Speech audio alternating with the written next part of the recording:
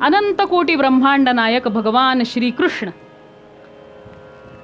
या भूतलावर का अवतरित होतात, तर याकरता महाभारत सिरियल जी यायची त्याच्यामध्ये 2 श्लोक सगळ्यांच्या परिचयातले आहेत. भगवद्गीता जरी पूर्ण माहीत नसली तरी यदा यदा हि धर्मस्य ग्लानिर्भवति भारत अभ्युत्थानम् अधर्मस्य तदात्मानं सृजाम्यहं परित्राणाय साधूनां विनाशाय च दुष्कृतां. बरोबर आहे. साधूंचं संत महात्म्यांचं रक्षण आणि दुष्टांचा विनाश करण्याकरता भगवंत येतात. बरोबर आहे. पण मला सांगा, जर ते खरोखरीच भगवान आहेत तर त्यांनी इथं येऊन हे कार्य करायची काय गरज आहे? त्यांच्या शक्तींच्या माध्यमातून ते करू शकतात. संत महंत पाठवतात, त्यांनी सामान्यांचा उद्धार होतो आणि भगवंताची जी मायादेवी, भगवंताची जी मायाशक्ती आहे, प्रकृती आहे, तिच्याद्वारे दुष्टांचा संहार होतो. मग स्वतः यायची गरज काय? तर याचं एक गुह्य कारण असं, आपल्या भक्तांशी प्रेममय भक्तीचं आदान प्रदान करण्यासाठी भगवंत येतात. तसेच आपल्या विविध लीलांद्वारे सामान्य जनसामान्यांचं हृदय आपल्याकडे आकर्षित करण्याकरता भगवान श्रीकृष्ण येतात. कृष्ण या शब्दाची व्युत्पत्ती आहे जो सगळ्यांना आकर्षित करतो.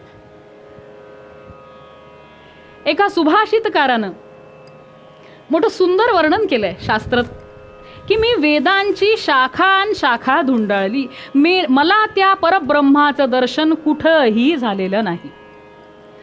निगमतरो प्रतिशाखम मृगितम मिलितम न परब्रह्म. वेदांची शाखा धुंडाळली, त्या परब्रह्माचं दर्शन मला कुठंही झालं नाही. मग मी वृंदावनात आलो.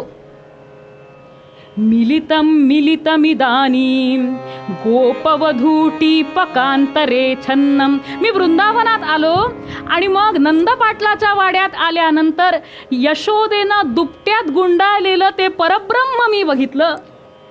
परब्रह्म जे आहे ते नंदाकडे राहतंय. आणि म्हणून एक कवी म्हणतो, श्रुतिमितरे स्मृतिमितरे. आत्मोद्धारासाठी काही लोक वेद वाङ्मयानं पुढे जातात, वेद वाङ्मयाचा आश्रय घेतात. काही लोक स्मृती ग्रंथांचा आश्रय घेतात. काही लोक भारत मन्ये भवन्तु भवभीतः, भवसागरानं गांजलेले महाभारताचाही आश्रय घेतात. पण मी या 3ही वाटांनी जात नाही म्हणाले. मी काय करतो? अहमिह नंदम वंदे. मी नंद महाराजांकडे जातो आणि त्यांना रोज दंडवत घालतो. का? यस्या लिंदे परब्रह्म. ते परब्रह्म ज्याला म्हणतात तो याच्या अंगणात खेळतोय. कसा खेळतोय ते बघण्यासाठी वृंदावनात जाऊया. चलो मन वृंदावन की ओर, चलो मन वृंदावन की ओर, चलो मन वृंदावन की ओर.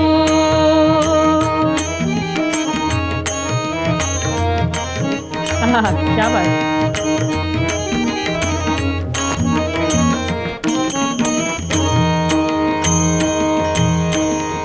प्रेम का रस जहाँ छलके हैं, प्रेम का रस जहाँ छलके हैं, कृष्ण नाम से वो वृंदावन की ओर, चलो मन वृंदावन की ओर, चलो मन वृंदावन की ओर. चला जाऊया आपण वृंदावनात. काय चाललंय तिथं? नंदबाबाच्या वाड्यात नुकताच पूतनेचा वध झालेला आहे. असे संत म्हणतात, ये दशे चरित्रे केली नारायणे. भगवंताची चरित्रे कुठली ऐकायची? रांगता गोधन राखत आहे. भगवान रांगतानाची जी चरित्र आहेत आणि गोधन राखतानाची जी चरित्र आहेत ती संतांच्या भक्तांच्या हृदयाच्या अगदी जवळची आहेत. भगवंत हळूहळू मोठे होत आहेत. 2 महिन्याचे झाले असतील.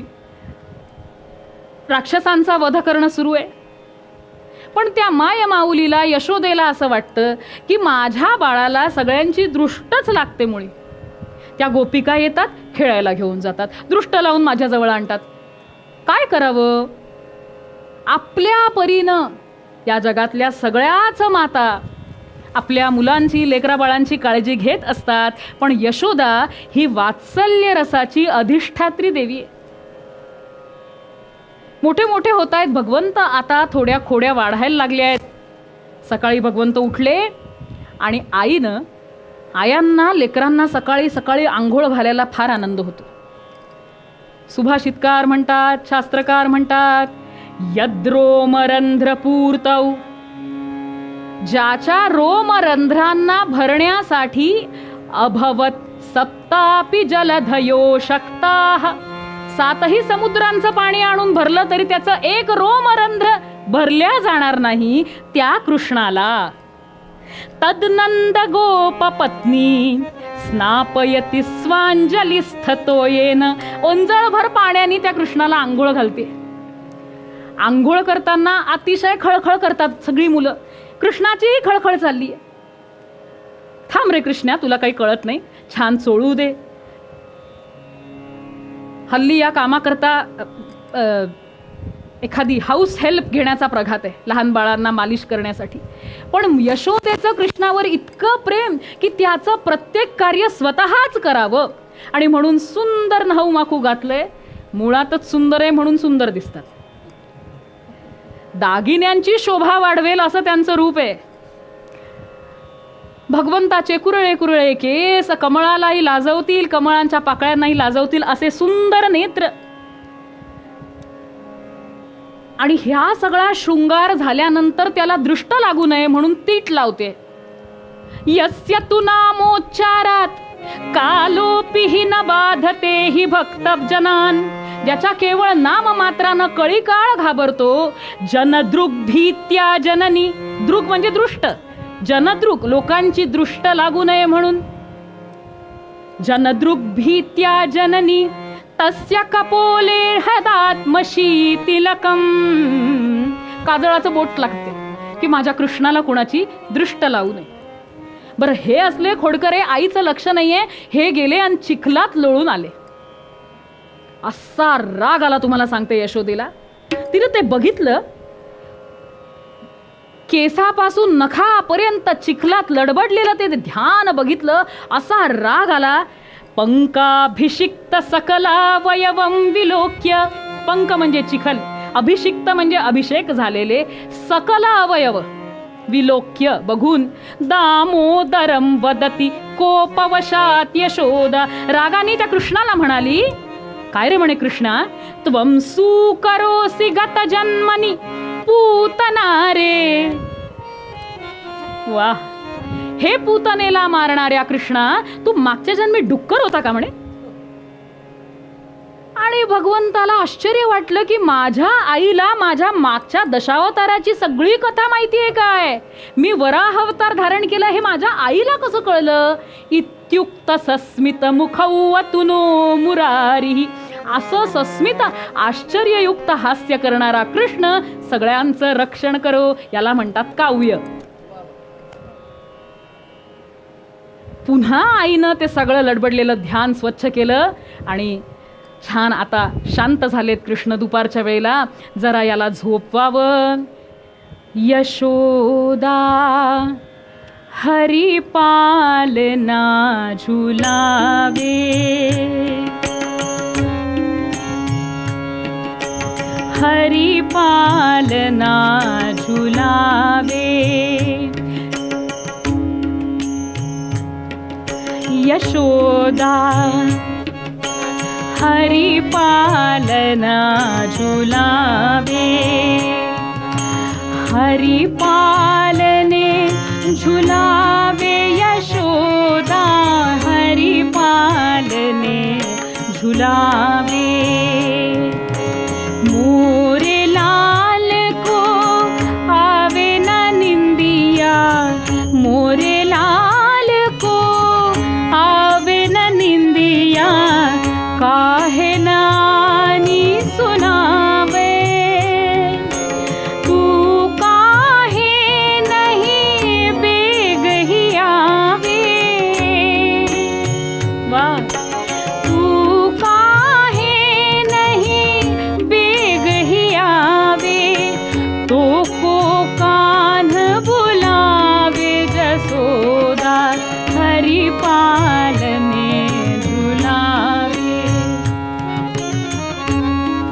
अंगाईची लय कशी असते त्या लयीत सूरदासांनी गाणं बांधलंय. इही अंतर अकुलाई उठे हरी, इही अंतर उठलाई उठे हरी, जसुमती मधुरई गावे, जो सुख सुर अमर मुनि दुर्लभ, जो सुख सुमिर अमर मुनि दुर्लभ, सो नंद भामिनी पावे जसोदा हरि पालने झुलावे.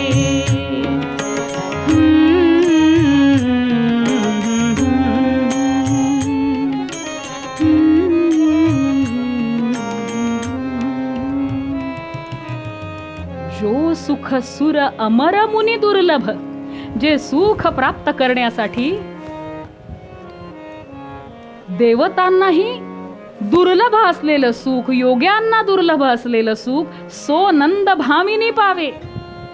कुठली व्रत केली होती, कुठली तप केली होती, झुलवते. आता झुलवल्यावर ह्याही झोपणार का? नाही.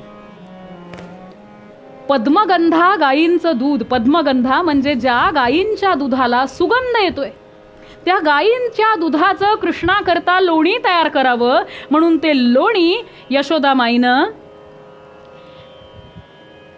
चुलीवर ठेवलं. आणि या बसल्या मंथन करायला. मंथन करण्याची एक लय असते आणि त्या लयीत म्हणतायत कुठली गाणी? कृष्णलीलांचं गायन करतायत. भागवतकार म्हणतात, एकदा गृहदासीषु, एकदा एका दिवसाची ही गोष्ट आहे. दशमस्कंदातली कथा आहे. गृहदासी 9 लाख गायींची सेवा करण्याकरता कितीतरी दासदासी होते, पण कृष्णासाठी लोणी काढण्याची जबाबदारी यशोमती माई स्वतःवर घ्यायची. न जाणो कुणी भेसळ केली, न जाणो कुणाची दृष्ट लागली. आणि कार्तिक महिन्यातल्या दिवाळीचा हा दिवाळी पर्वाची ही गोष्ट आहे. त्या दिवशी सकाळी कृष्णाला झोपवलेलं आहे आणि मंथन करतायत. त्रिभुवन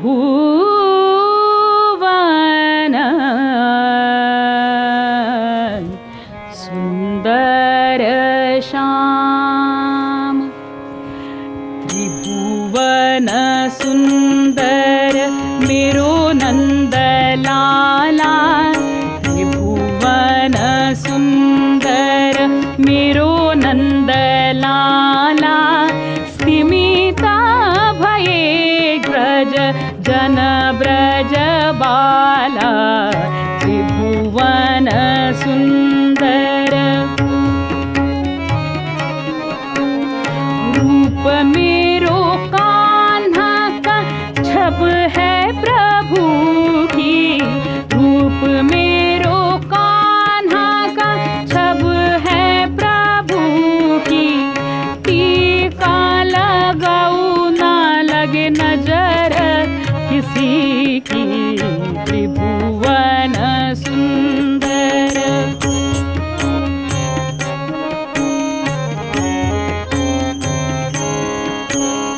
जिया घबरावे जब पिलावे दूध पूतना, जिया घबरावे जब पिलावे दूध पूतना, आंचल में छुपा लूं तो है डर लागे कितना, त्रिभुवन सुंदर.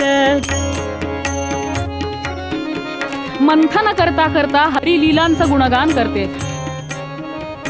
इथं श्यामसुंदराची निद्रा आटोपली आणि आई जवळ आले. नुकतंच दुडदुड दुडदुड चालायला लागले होते. आई कडेवर घे, भूक लागली. हां, माझ्या कान्हाला भूक लागली, पोटभर दूध पी असं म्हणून पदराखाली घेतलं. यशोदेचं अंतःकरण भरून आलं. त्या सावळ्या परब्रह्माला त्याचे केस बाजूला केले. मुखचंद्र बघितल्यानंतर यशोदामाई तिचे डोळे भरून येतात. आई का ग रडतेस? बाळा, हा आनंद काय हे फक्त एका आईला कळू शकतं. आणि तेवढ्यात चुलीवरून दूध उतू जायचा वासाला. आम्हा स्त्रियांचं साईवर फार प्रेम. साय साठवून साठवून खरवडून खरवडून त्यात ते पद्मगंधा गाईंचं दूध, त्याचं तयार होणारं लोणी. कृष्णा थोडंसं थांब हा. कृष्णाला ठेवलं आणि दूध बघायला गेले. एवढा राग आला या सावळ्या परब्रह्माला. बाजूला घेतलेले पडलेले दगड घेतले आणि सगळ्या हंड्या फोडल्या दह्या दुधाच्या. बरं तेवढ्यावर थांबावं की नाही? छे, रामावतारात ज्या वानरांनी सहकार्य केलं होतं त्या सहकार्यांना आता फळं देण्याची वेळ झाली आहे म्हणून ती मडकी घेऊन माकडांना खाऊ घालतायत. हे बघितल्यानंतर यशोदेला अतिशय राग आला. याच्याकरता ते लोणी किती खस्ता खाऊन मी तयार केलं आणि त्या माकडांना खाऊ घालतोय. कृष्णा थांब तुला आता मी धरिते, खट्याळ भारी महा. अतिशय तू खट्याळ झालायस. तुझ्या वाईट सवयी आत्ताच तोडायला पाहिजे. आईसे बोलून यष्टी घे निज करी, ती नंद पत्नी पहा. हातात काडी घेतली. काडीचा उद्देश भगवंताला मारणं हा नव्हता, घाबरवणं हा होता. आणि पुढे काय झालं? योगी ज्ञानी मुनी तसे जपी तपी, या नाही ना गम्य जो. शुद्ध प्रेमळ भक्तीनेच धरिला, गोविंद वेल्हाळ तो गोपाल. कृष्ण भगवान की जय. आई मागे काडी घेऊन येते म्हटल्यानंतर हे पुढं पुढं आणि आई मागं मागं.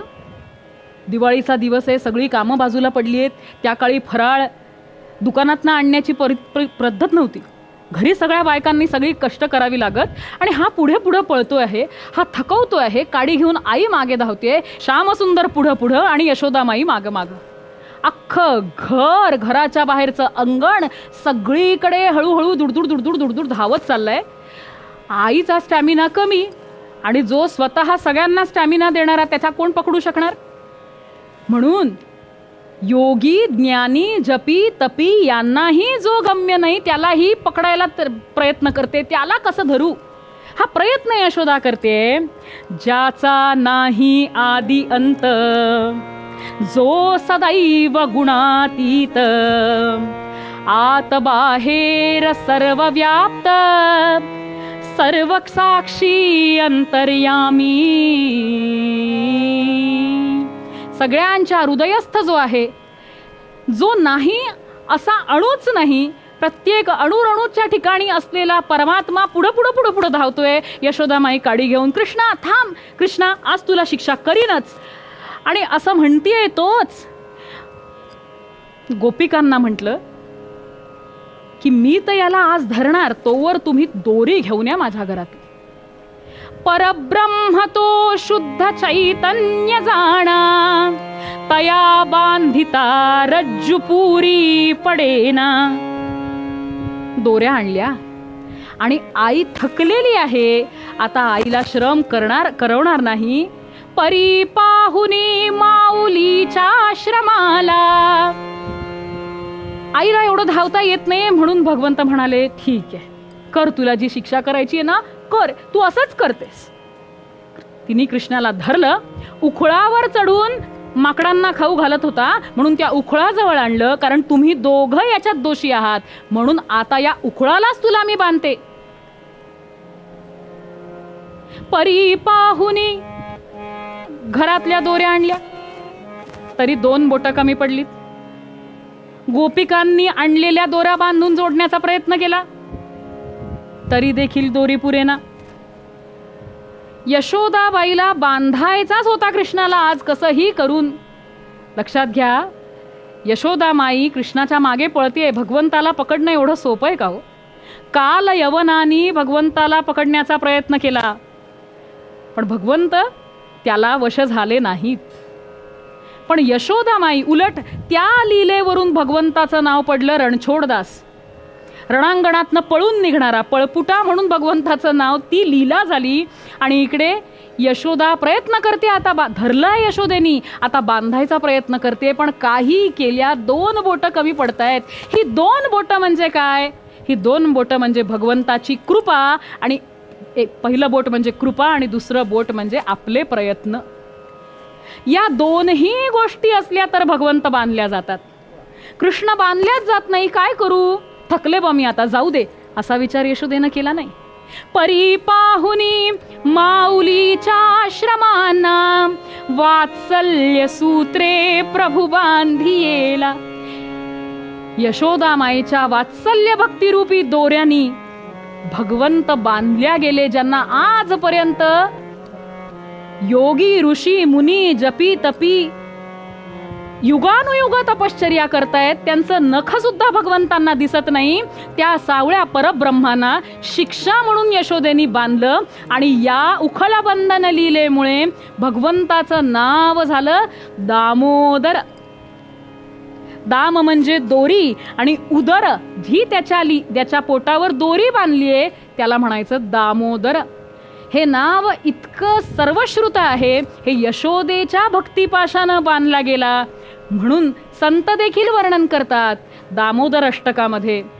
नमामीश्वरं सच्चिदानन्दरूपं लसत्कुण्डलं गोकुले भ्रजमानं यशोदाभियोलुखालाद्धवमानं परामृष्टमत्यन्ततो धृत्य गोप्या रुदन्तं मुहुर्नेत्रयुग्मं रुजन्तं कराम्भोजयुग्मेन सातङ्कनेत्रं मुहुश्वासकम्पत्रिरेखाङ्ककण्ठ स्थितग्रैव दामोदरभक्तिबद्धम्. मुहुश्वासकंप, रडतायत भगवंत. आई आता मला मारेल, आई मला रागवेल, आई मला बांधेल, ही भीती वाटते. हाच कृष्ण, हेच भगवंत भागवतात एका ठिकाणी म्हणतात, मध्वयात वाती यातोयम, माझ्या भीतीनं हा वारा वाहतो. सूर्यस्तपती मध्वयात, माझ्या भीतीनं सूर्य तापतो. वर्षती इंद्रो दहत्यग्नी, इंद्राला पाऊस पाडण्याचं सामर्थ्य माझ्यामुळे प्राप्त होतं. अग्नीला दहन करण्याचं सामर्थ्य माझ्यामुळे प्राप्त होतं. आणि मृत्युश्चरती मध्वयात, मृत्यू कळीकाळ मला घाबरतो. आणि हा कळीकाळ ज्याला घाबरतो तो कुणाला घाबरतोय? मुहुश्वासकम्पत्रिरेखाङ्ककण्ठ स्थितग्रैव दामोदरं भक्तिबद्धं. भक्तीच्या पाशानं बांधला गेलाय. नमो देव दामोदर अनंत विष्णू प्रसीद प्रभो दुःख जालाभिमग्नं कृपा दृष्टि दृष्ट्यातिदिनं बतानु गृहाणेश मामज्ञमेध्यक्षिदृश्य कुबेरात्मजौ बद्धमूर्त्यैव यद्वत् त्वया मोचितौ भक्तिभाजौ कृतौ च तथा प्रेम भक्तिं स्वकाम्ये प्रयच्छ न मोक्षे ग्रहो मेऽस्ति दामोदरेह नमस्तेस्तु दाम्ने स्फुरद्दीप्तिधाम्ने त्वदीयोदरायाथ विश्वस्य धाम्ने नमो राधिकायै त्वदीयप्रियायै नमोऽनन्तलीलाय देवाय तुभ्यं नमामीश्वरं सच्चिदानन्दरूपं लसत्कुण्डलं गोकुले भ्राजमानम्. श्री श्री राधा दामोदर भगवान की जय. कार्तिक मास की जय. यशोमती मैया की जय. सत्यव्रत मुनी फार मोठे मुनी होऊन गेले, त्यांनी हे दामोदर अष्टकम लिहिलं. भगवंताचं हे घाबरलेलं स्वरूप आपल्या आईच्या आतंकामुळे, आतंक म्हणजे टेरर, त्या आतंकाला घाबरलेलं रूप हे सदैव माझ्या स्मरणात राहू दे की आपल्या भक्ताच्या पाशांनी, प्रेमाच्या पाशांनी कसा बांधला जातो. नमो देव दामोदर अनंत विष्णू प्रसीद प्रभो दुःख जालाब्धिमग्नम. हे रूप भक्ताच्या वशीभूत होऊन शेवटी भक्ताच्या हातचा मारही कृष्ण कसा खातो ह्या लीलेमध्ये आपल्याला प्रकट दिसलं. आणि शेवटी मुनी म्हणतात, नमस्तेस तू दामने, त्या दोरीला नमस्कार असो, भगवंताच्या उदराला नमस्कार असो, यशोदेला नमस्कार असो, भगवंताची परमप्रिय सखी राधिकेला नमस्कार असो, आणि अनंत लीला सर्वत्र करणाऱ्या त्या भगवान दामोदराला मी नमस्कार करतो. आपण देखील या भक्तिपाशाने भगवंताला बांधू शकतो. कसं बांधायचं ते तुकाराम महाराज पूर्वरंग पद्यात सांगतात. भक्ताहुनी देवा आवडते काही, भक्ताहुनी देवा आवडते काही, त्रिभुवनी नाही आन दुजे, त्रिभुवनी नाही आन दुजे, नावडे वैकुंठ क्षीराचा सागर, धरुनी अंतर राखी येला.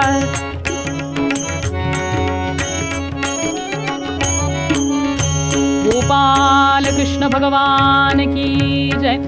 देवर्षी नारद महाराज की जय. जय जय रघुवीर समर्थ.